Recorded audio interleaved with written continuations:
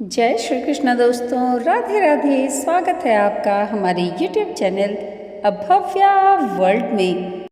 दोस्तों, आज की इस वीडियो में हम आपके लिए भाद्रपद मास के शुक्ल पक्ष में पड़ने वाली राधा अष्टमी की व्रत कथा लेकर आए हैं। तो प्रेम से बोलिए राधे राधे।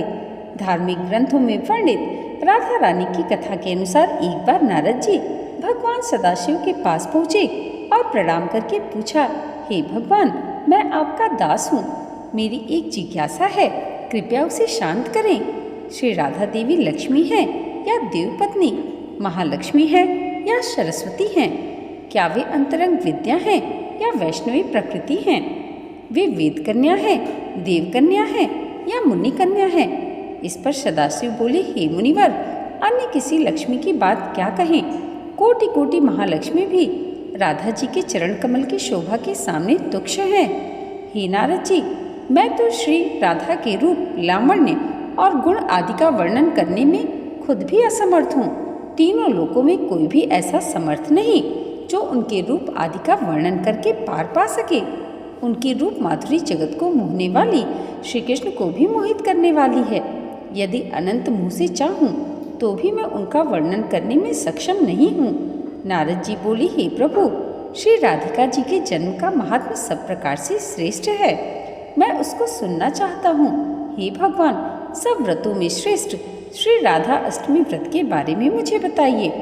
इस पर शिव जी ने कहा, वृषभानुपुरी के राजा वृषभानु महान उदार थे। वे महान कुल में उत्पन्न हुए और सब शास्त्रों के ज्ञाता थे। अणिमा, महिमा आदि 8 प्रकार की सिद्धियों से युक्त श्रीमान, धनी और उदार चेता थे। वे संयमी, कुलीन, सद्विचार वाले भगवान श्री कृष्ण के आराधक थे। उनकी भार्या श्रीमती श्री कीर्तिदा थीं। वे भी महालक्ष्मी के समान भव्य रूप वाली और परम सुंदरी थीं। वे सर्व विद्या और गुणों से युक्त कृष्ण स्वरूपा और महापतिव्रता थीं। उनके गर्भ से ही भाद्रपद के शुक्ल पक्ष की अष्टमी को मध्याह्न काल में श्री वृंदावनेश्वरी श्री राधिका जी प्रकट हुई। शिव जी ने नारद जी को बताया कि राधा अष्टमी के दिन व्रत रखकर उनकी पूजा करनी चाहिए। इसके लिए श्री राधा कृष्ण के मंदिर को ध्वजा, पुष्पमाल्य, वस्त्र, पताका, तोरण आदि से सजाना चाहिए।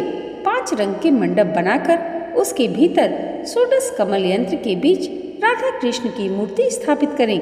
इसके बाद राधा जी की स्तुति और ध्यान करें और उन्हें सुगंध, पुष्प, फल, धूप आदि अर्पित करें। पूजा के बाद प्रसाद ग्रहण करें और रात में जागरण करते हुए राधा कृष्ण का कीर्तन करें। शिव जी ने नारद जी को बताया कि जो मनुष्य भक्ति से राधा अष्टमी का अनुष्ठान करता है वह श्री राधा कृष्ण के सानिध्य में श्री वृंदावन में स्थान पाता है और ब्रजवासी बनता है। श्री राधा जन्म महोत्सव का कीर्तन करने से मनुष्य भव बंधन से मुक्त हो जाता है। जो व्यक्ति राधा नाम और राधा जन्माष्टमी व्रत की महिमा गाता है उसे सभी तीर्थों का फल और विद्या मिलती है। शिव जी ने कहा कि जो व्यक्ति श्री राधिका जी को भजता है, उन्हें याद रखता है, उसे मैं भजता हूँ और उसे मेरी कृपा की प्राप्ति होती है। राधा नाम का स्मरण कभी भी निष्फल नहीं होता। श्री राधा जी सर्व तीर्थमयी और ऐश्वर्यमयी हैं। श्री राधा भक्त के घर से कभी लक्ष्मी विमुख नहीं होती। जो राधा का ध्यान करते हैं उसके घर श्री राधा जी के साथ श्री कृष्ण जी भी वास करते हैं। यह सब सुनकर मुनि श्रेष्ठ नारद जी ने श्री राधा अष्टमी में यजन पूजन किया। जो मनुष्य इस लोक में राधा जन्माष्टमी व्रत की यह कथा सुनता है वह सुखी, सम्मानित, धनी और सर्वगुण संपन्न हो जाता है। शिव जी के अनुसार जो व्यक्ति धर्म के लिए राधा मंत्र जपता है उसका मन धर्म में तल्लीन होता है। जो धन चाहता है उसे धन की प्राप्ति होती है। जो कामार्थी या मोक्षार्थी है उसे ये चीजें प्राप्त होती हैं। श्री राधा की भक्ति करने वाला सुखी, विवेकी और निष्काम हो जाता है। राधे राधे। राधा अष्टमी से जुड़ी एक अन्य कथा के अनुसार एक समय की बात है, गोलोक धाम जहाँ श्री कृष्ण नित्य विहार करते हैं, वहीं राधा रानी भी श्री कृष्ण के साथ निवास करती थीं। एक बार की बात है, जब राधा रानी कुछ समय के लिए गोलोक से दूर थीं, तब भगवान श्री कृष्ण अपनी एक सखी विरजा के साथ विहार कर रहे थे। जब राधा जी को इस बात का समाचार मिला तो वे अत्यंत क्रोधित हो उठी और तत्काल श्री कृष्ण के पास पहुंचकर उनसे कठोर वचन कहने लगी। राधा रानी का यह रूप देखकर श्री कृष्ण के परम मित्र श्री दामा को बड़ा ही कष्ट हुआ। उन्होंने सोचा कि राधा जी ने प्रभु श्री कृष्ण से अनुचित व्यवहार किया है। इस कारण क्रोधवश श्री दामा ने राधा जी को श्राप दे दिया कि हे देवी, आपको अपने दिव्य धाम गोलोक को छोड़कर पृथ्वी लोक पर जन्म लेना पड़ेगा।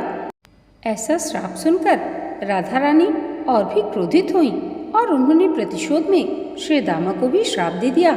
हे श्री दामा, तुम भी राक्षस कुल में जन्म लोगे और वहाँ अपने कर्मों के कारण अंततः मृत्यु को प्राप्त होंगे। राधा जी के श्राप के फलस्वरूप श्री दामा का जन्म शंखचूर्ण राक्षस के रूप में हुआ। यही शंखचूर्ण भगवान विष्णु का अनन्य भक्त था, जिसे बाद में भगवान शिव ने युद्ध में पराजित किया। उधर जब राधा जी क्रोधावस्था में पहुंची तब उनकी सखी विरजा यह दृश्य देखकर अत्यंत व्यथित हुई और वहां से चली गई।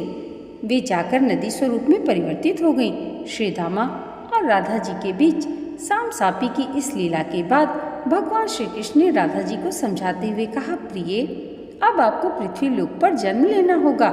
वहाँ आप वृषभानु जी और उनकी पत्नी कीर्ति देवी की पुत्री के रूप में प्रकट होंगी। सांसारिक दृष्टि से आपका विवाह रायण नामक वैश्य से होगा, जो मेरे ही अंशावतार होगा। इस प्रकार पृथ्वी पर भी आप मेरी प्रिया स्वरूप में ही रहेंगी, परंतु हमें वहाँ वियोग और मिलन दोनों की लीला का अनुभव करना होगा। भगवान श्री कृष्ण के वचनों के पश्चात योग माया ने कीर्ति देवी के गर्भ में प्रवेश किया। जब कीर्ति देवी प्रसव पीड़ा से गुजर रही थीं, तब योग माया ने वायु के रूप में वहां प्रवेश किया और उसी क्षण राधा रानी कन्या स्वरूप में प्रकट हो गई। इस प्रकार देवी राधा का दिव्य अवतरण पृथ्वी पर हुआ और वे वृषभानु जी की लाडली पुत्री के रूप में बरसाना धाम में पली बढ़ी। राधे राधे। दोस्तों, आज की वीडियो अगर आपको अच्छी लगी हो तो कमेंट बॉक्स में राधे राधे ज़रूर लिखिएगा और इसे लाइक और हमारे चैनल पर पहली बार आए हैं तो सब्सक्राइब करना मत भूलिएगा। भगवान श्री कृष्ण और राधा रानी की कृपा आप सबके जीवन पर सदैव ऐसे ही बनी रहे, इसी मंगल कामना के साथ मिलते हैं अगले वीडियो में। तब तक के लिए जय श्री कृष्णा। राधे राधे।